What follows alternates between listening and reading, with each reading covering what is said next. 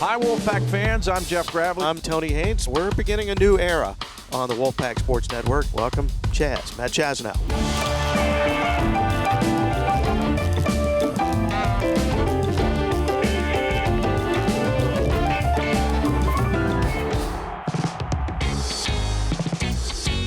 19th century author Horace Greeley once coined the phrase, "Go west, young man."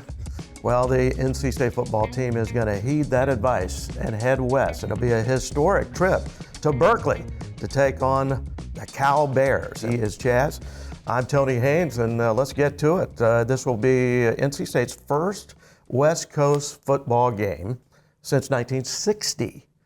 Put that in perspective, Chaz, I was about 7 months old. I love it. Look, on one hand, you've got Wake Forest, the longest continuous rivalry in the ACC, the second longest in the country, and that's fantastic and fun in its own way, no matter what, a regional rivalry of sorts. And then you have this, a league opponent that you've never, ever played before, and it's the first time ever, in and of itself novel and fun and exciting, and I think that's really, really cool that we get a chance to do it right near the Golden Gate Bridge and all that it is. Yeah, well, you know, it'll be a first for all of us going to Cal Berkeley, all of us except for you. Yeah, right. Like when you were at Washington State, you had a chance to go with the Cougs down to Berkeley several times. So what's the experience going to be like for the Pack? This is what Pack fans need to know, and players and coaches and broadcasters named Tony Haynes. Take Carter Finley, take the fairgrounds all around it, wipe them away and make it a tight urban setting, a dense cityscape that surrounds the stadium. The stadium is a 100-year-old concrete pour bowl that was put right into a hill. And when you're in the broadcast perspective and you stare straight across the field, you see what they call Strawberry Canyon, which is basically a big hill that goes up the side of pine trees. Dry, it's really dry, and there's pine trees. They don't get a ton of the microclimate rain there. It's pretty dry and warm. And if you turn around in the booth and you look out the window, you see a few miles of dense urban landscape, and then you see the Golden Gate Bridge. And it's pretty. It really is pretty. Like it. It is hard to get to it. It's very tense. When the bus is rolling in from the hotel, you are inches from scraping cars at all times driving into Berkeley. So imagine like all that, the space and all the resources that Pac football has with the best tailgate scene you can find. I mean, the fairground is right there. The State Fair is here. You couldn't put half a Ferris wheel in Berkeley. You can't fit it there. There's no room for it. So it's different. It is built like straight up on a hill. It's kind of, you got to weave your way to get into it.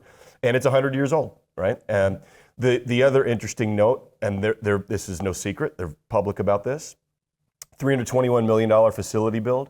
Most of it is invisible. They have a lot of seismic activity in the area. That's a feature of the Bay Area region.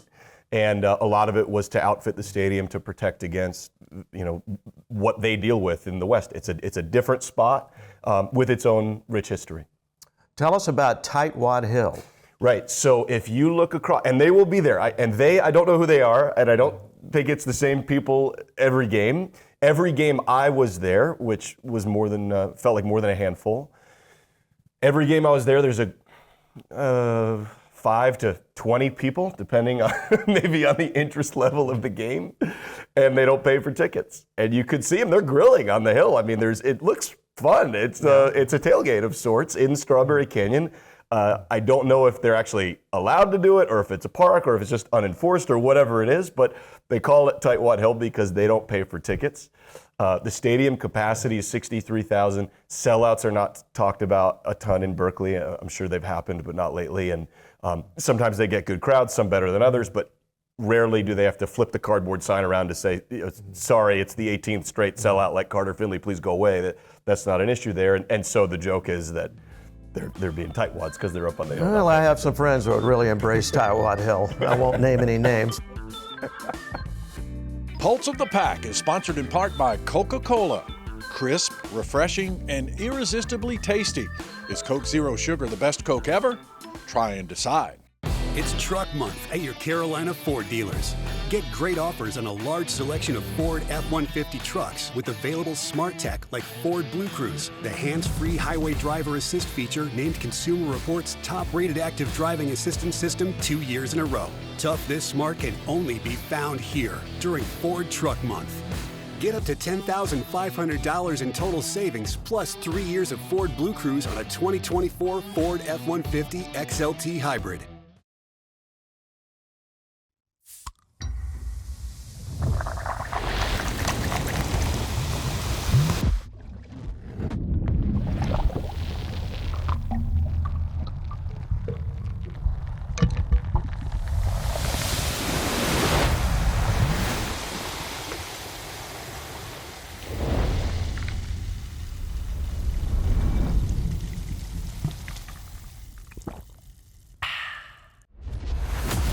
These mascots represent some of the most heated rivalries in college sports. What could possibly bring them all together?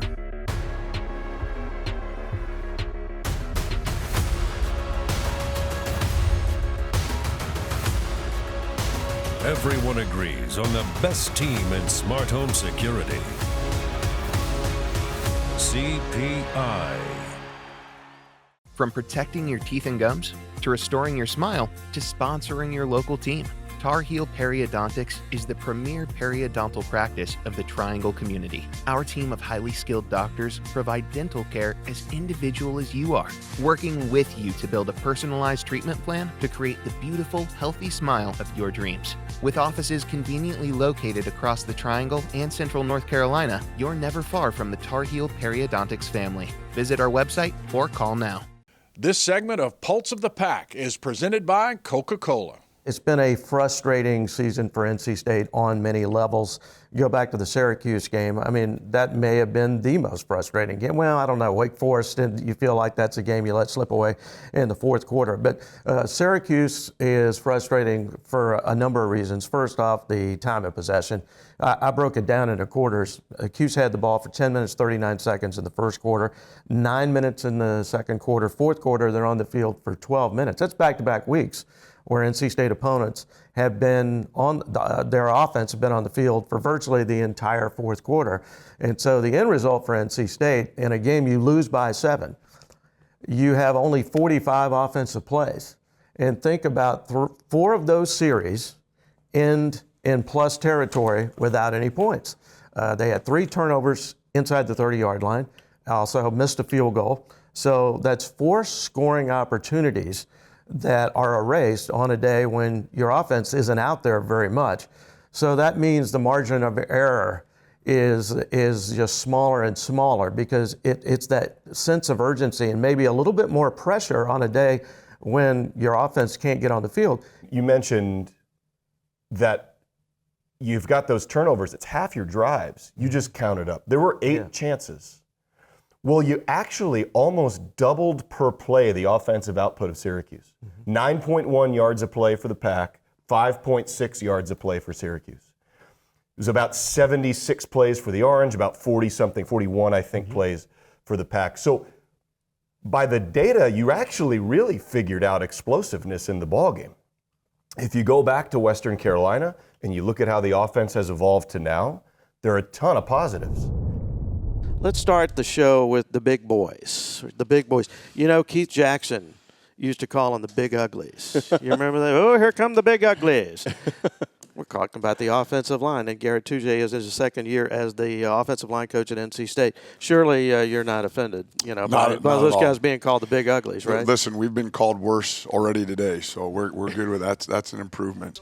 Pass blocking versus run blocking. How different are they? Yeah. And what I'm really asking, are some guys kind of better at one than the other? And then how do you coach that if a guy's that's a fabulous question. So for me, when I'm looking for players, man, I'm looking for long, athletic, and nasty. I mean, I want those are 3. Like if I don't have to coach, because the first 2 I can't really. I mean, I can change those a little bit, not the length, but I can athleticism. That's Thunder and his crew, but the nasty part, man, I want that. So I'm looking for that. So if you're a better run blocker, man, that's what I'm looking for. I tell people all the time, I could teach your grandma how to pass pro if she's mean enough, right? You know, so to me, it's a different thing. It's a different balance in your weight, but again. It's a want to, it's a desire. It's like, man, I'm going to take you and I'm going to move you against your will, right? And hold on to your hat because watch this. And so when you pass pro, it's not passive, it's still, man, I'm still trying to steal your lunch money with my heavy hands and all that. But for me, the biggest thing is, man, if a guy can run block, man, that's a big positive to me, because then there's strain in that, and I love that. Can I go back in time? Yeah. For a little bit, way back in time. Yeah. And a question, was Robert Anae a GA when you were playing, and was he like your position group GA? How'd that work? Yeah, so very unique dynamic there, and he hates this when I say this. So, but I've known him longer than I've known my wife. How about that? So he was the graduate assistant when I was a player, and we had an amazing relationship, obviously. Great mentor. Man, he was an internal guy when I got there. I was a tackle. So, but he worked with me a lot on my sets, because when I went to BYU, man, I came from a wing T offense. Wow. So third and 18, we were like pivoting and blocking the guy on our gap, and now I'm trying to kick, step, and punch. So he was very instrumental in helping my growth in that area. What's the communication like between you two during a game? Is it ongoing process constantly? Yeah, constantly. What kind of things you talk about? So, again, we have, like I said, just like any couple, right? There's word. He'll say one word, and I know the paragraph that means. Great example was against Louisiana Tech. Man, he's like, hey, you need to Riker this on the backside. Done, man. I knew exactly. And everybody's like, what is that? Like, what's he talking about? And it's just something that we've talked about, and our terminology is very similar. We speak the same that way. So it's obviously the speed of information is huge between he and I. Well, it'll be interesting to see how Robert Anae tweaks things, especially now that Hollywood Smothers is back in the lineup. I think Hollywood Smothers, he's a tailback, but I can see Coach Anae using him the way he decided to incorporate the talents of Casey Concepcion last year, because he's a big threat running the football, is Smothers, but he's also a threat, as we saw in this game against Syracuse, when he gets his hands on the football in space through the passing game. He had 3 receptions for 87 yards against the Orange. So I think we're going to see Coach Anae coming up with some creative strategies to get him the football in different ways. Well, how much do you think also the entire boundaries wide receiver setup of this offense has figured out explosiveness over the last 3-4 weeks, right? Because you had back-to-back pass plays of north of 70 yards. You have Rodgers, you have Smothers. Now you had Bailey figuring some of that out on the fly. Smothers just popped one, and it was a very impressive run, but Rodgers as well with a 75-yarder. Yeah, the tools are there, right? We've been excited about it since the beginning of the season. NC State is much improved at the receiving positions. Last year it was Casey Concepcion or bust, but there's a lot more talent, some young talent, and I think that's the other exciting part. It kind of gets lost when you're in the middle of a disappointing season, obviously. But you look at the potential there of these guys, the Noah Rodgers of the world, the Joe Lees. A lot of these players are, they're just dipping their toes in the college football waters for the first time. But you see the talent in practice, and you see it in games. These mascots represent some of the most heated rivalries in college sports. What could possibly bring them all together?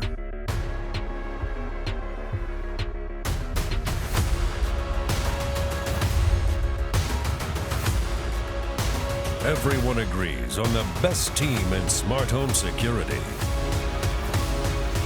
CPI.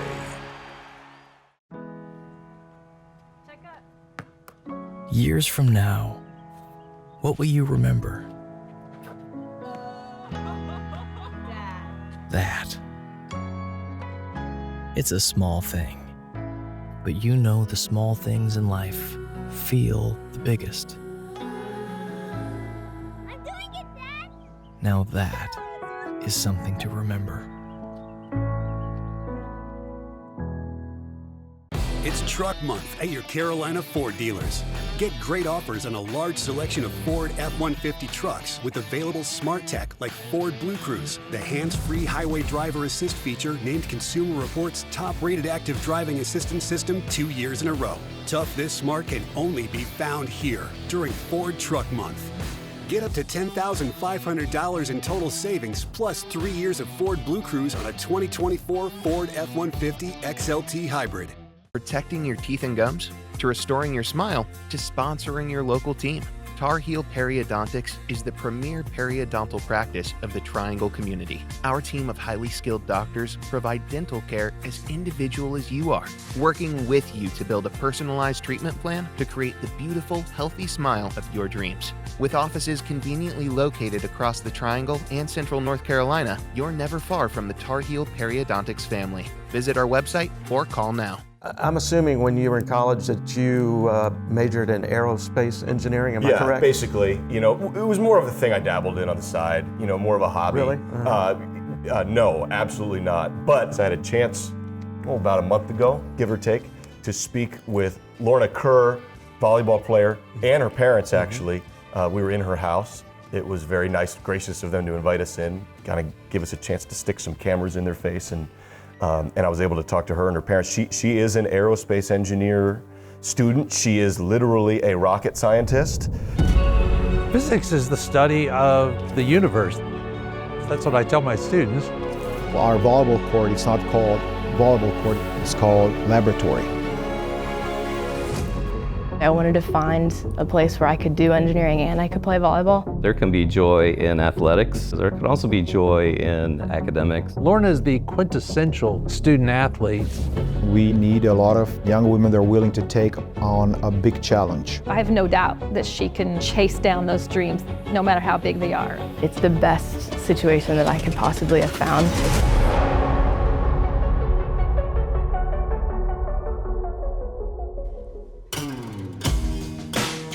My name is Laurna Kerr. I'm a sophomore in aerospace engineering and I play volleyball. I think because I do kind of have like an engineering brain, I like to know the nitty-gritty, like technical stuff. Laurna is Libero, DS, defensive specialist on our team. She really enjoys working very hard to get the movements down and the technique down. I think that's why I love being in practice and like learning it so much, is that I can go up for film, dissect it even more, and I just love just learning how to play it and learning the strategical side of it. I think her moment is when she's made that perfect pass. She's sent up that dime and then they get a good set and a kill. She's very mindful, very thoughtful, and she's a perfectionist, and we're trying to undo that. Luke always laughs at me if I'm like overthinking something. He'll always come up to me at practice and be like, it's not rocket science. Coaches and players, we gotta make 100,000 decisions every day. But at the same time, there's gonna be a serve that you have to pass, and setter's gonna set, and we gotta go kill the ball.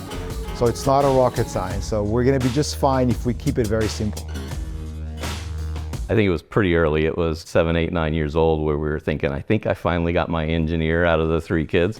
I've kind of always known I want to do engineering. My dream is to be able to work at like NASA or like an aerospace company. I'm a chemical engineer, work for Pfizer. My brother, a nuclear engineer. It ends up the oldest son. I actually went into engineering as well, but it's always kind of been that desire to figure out how do things work, what makes this happen, run through the family that way. When we went on family vacations, they were never relaxing family vacations. It was always like, get in the car, we're trekking across America. We would always stop at like any museum near the vicinity of where we were going. I think the one that really sticks out to me is the Naval Aviation Museum in Pensacola, Florida, where her grandfather was in the Navy and worked on many of the airplanes that she got to see, and you know, she could kind of see that connection between what her grandfather did and what she could potentially do. I joke sometimes those two share a brain. Like we can be at one of those museums we've mentioned and those two will just start talking full-on science, physics, just STEM stuff, you know. It's fun watching it, actually. Originally, I was born and raised in St. Louis, Missouri. Then during the pandemic, my parents and I moved to North Carolina. And so I didn't really know the colleges like in this area. And then my dad was always like, you know, NC State has a good engineering program. She zeroed in on NC State for, I think, for a couple of reasons. The engineering program was definitely tops on her list, and then the volleyball opportunity certainly sealed that deal. When I was recruiting and stuff, obviously I wanted to find a place where I could do engineering and I could play volleyball. And being here, it's the best situation that I could possibly have found. It's like my coaches are so supportive and my teammates are so supportive of everything that I'm doing basically, and they allow me to do both. Academically, I don't think there's much better schools in this country where she's going to be able to achieve. We have elite STEM programs. So I think it fits greatly because she's building her future beyond college and she's building future with us here at NC State in this volleyball program. What's it like to be so close to home in college? It's super nice to be close to home. I got a lot of people being like, you don't want to stay close to home, like you want to move far away. It's the greatest thing ever. It's the best thing ever, yeah. It's nice. It's nice that she can just pop in and pop out. The truck stories are kind of infamous. First of all, I drive my grandpa and my brother's super old truck. It's like a 1994 Dodge Dakota.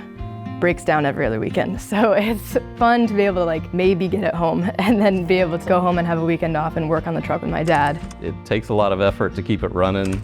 It's a lot of fun. It's complex enough that you really have to scratch your head when it comes to solving the problems, but it's also simple enough that it's things that she has the confidence to try to tackle. Things that both of them have learned because the truck has broke down on them. I mean, you can see developing over time that I think I can fix that. It's like hands-on engineering and a little break from school and stuff, and then homemade cooking is always nice, so. It's funny that I still get the question, what's for dinner? One of the great things about her playing in the ACC and us being located here in the Triangle is we make it to just about every game. So I'm taking my first college physics class last semester during the season, and my parents obviously come to every game, and they just so happen to sit next to this random guy. We just struck up a conversation, and the next thing you know, we realized he was a physics professor. One of the first games of the season, I went early, and turns out that I was sitting next to Laurna's parents. And he's a huge volleyball fan. And we were like, we have a kid out there who's in physics, and just one thing led to another, and he's kind of become a bit of a mentor. So even though she was not in my section, she was part of the course that I coordinate. And so Laurna began to meet with me on a weekly basis. It's super nice to have that connection and know that a professor that I have in engineering is supportive of volleyball, and also my coaches are supportive of engineering. It's kind of nice to have that go both ways. Laurna and I enjoyed talking both physics and volleyball, and occasionally the two came together to talk about the physics of volleyball. Pulse of the Pack is sponsored in part by Carolina Ford Dealers. See your Carolina Ford dealer, proud sponsor of NC State Athletics. From protecting your teeth and gums, to restoring your smile, to sponsoring your local team, Tar Heel Periodontics is the premier periodontal practice of the Triangle community. Our team of highly skilled doctors provide dental care as individual as you are, working with you to build a personalized treatment plan to create the beautiful, healthy smile of your dreams. With offices conveniently located across the Triangle and Central North Carolina, you're never far from the Tar Heel Periodontics family. Visit our website or call now. It's Truck Month at your Carolina Ford dealers. Get great offers on a large selection of Ford F-150 trucks with available smart tech like Ford Blue Cruise, the hands-free highway driver assist feature named Consumer Reports' top-rated active driving assistance system 2 years in a row. Tough this smart can only be found here during Ford Truck Month. Get up to $10,500 in total savings plus 3 years of Ford Blue Cruise on a 2024 Ford F-150 XLT Hybrid.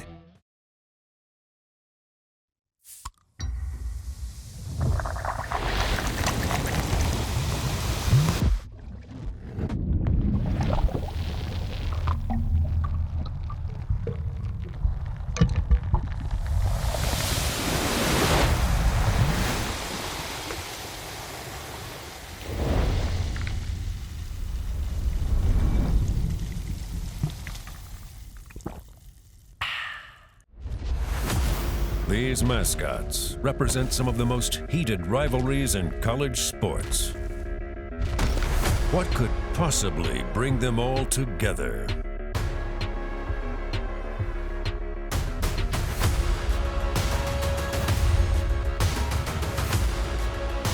Everyone agrees on the best team in smart home security.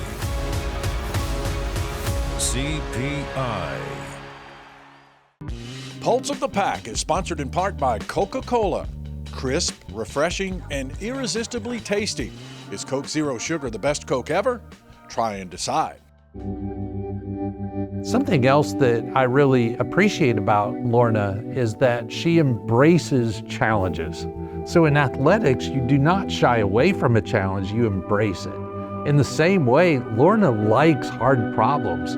I think Laurna understands that to become good at something, it takes conviction, it takes a lot of hard work, you gotta sacrifice.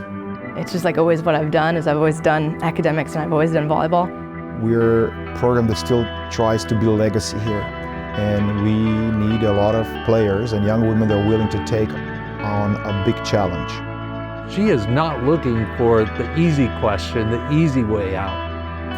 I'm getting to a point where I've gone home for calc help and my dad's like, I actually never learned how to do that. Like you've passed me. And I feel like a crown. I feel like I've like risen above. I know more math than my dad. I'll say she's much more talented than I was at 19, 20 years old. It's a lot of fun when we sit down and we talk through challenges and such. I think she's found there can be joy in athletics and being successful there. There can also be joy in academics. Laurna is the quintessential student athlete. It's kind of easy to go from like volleyball practice in the morning to then engineering classes in the afternoon because I'm in the same headspace. Just as the qualities that lead to success in volleyball, those same qualities lead to success in science and engineering. The goals that she has are lofty, big goals. She is a tremendous role model for other young women to follow. It makes me immensely proud. You know, maybe some 8-year-old girl who loves science, who also loves whatever sport she happens to love, realizes she doesn't have to choose. I want other young girls to see women in sports and women in STEM. We belong here, and nobody should even bat an eye about it or think twice about it. Laurna really has found her home at NC State. If you can think about it and you can dream it, you can do it. It's the stuff of fantasy. I mean, it's unbelievable what she's studying and doing. It what is. she's trying to do is, it's one thing to, I mean, my goodness, I think about it almost as like sci-fi, you know, but she's really doing it and talking about it with the mathematics that back it. And it's really interesting. And think about how much discipline and time management is required to study the sciences like that and also be a high-level college athlete. To me, it's mind-boggling. I asked her parents that. I said, has she had to kind of white-knuckle time management, or has she always been stereotypically kind of a type A personality, you know, someone who's going to always lock in? She kind of took it in stride. They said she's sort of always just been that way. It's that part of it has come somewhat easy to her. She just does what she needs to do. And she and the volleyball team went out to the Bay Area, kind of precursor to football, heading out there. The old pack always was very prideful, especially Stanford and to some degree Cal, of their volleyball success. And Laurna Kerr went out there to go play volleyball with the new ACC members. Certainly a brave new world in the ACC. Think about this, all these years I've had the opportunity to broadcast college football in the Triangle. The road trips have been easy. You know, you think about the ACC on a regional basis, and especially if you're one of the teams located right in the middle of that ACC footprint, meaning North Carolina. Basically, the longest flight you will take for a road trip in the conference would be Miami. And I think that's just a little over 2 hours. Everything feels a little different. You know, it's just your times are off, the jet lag's a thing. The kids are resilient, but also they're not robots. Right? I mean, it's a human element, and it's an early kick West Coast time. The West Coast teams, to me, the Cal and Stanford, they're really going to be challenged to have to deal with this. Well, Cal beat Auburn, and now they're 0-3 in the ACC with 3 straight losses by a combined 8 points. Well, we got to wrap it up. I've got some aerospace engineering books to read for the rest of the afternoon, so let's close it out. He's Chaz, I'm Tony Haynes. Thanks for listening.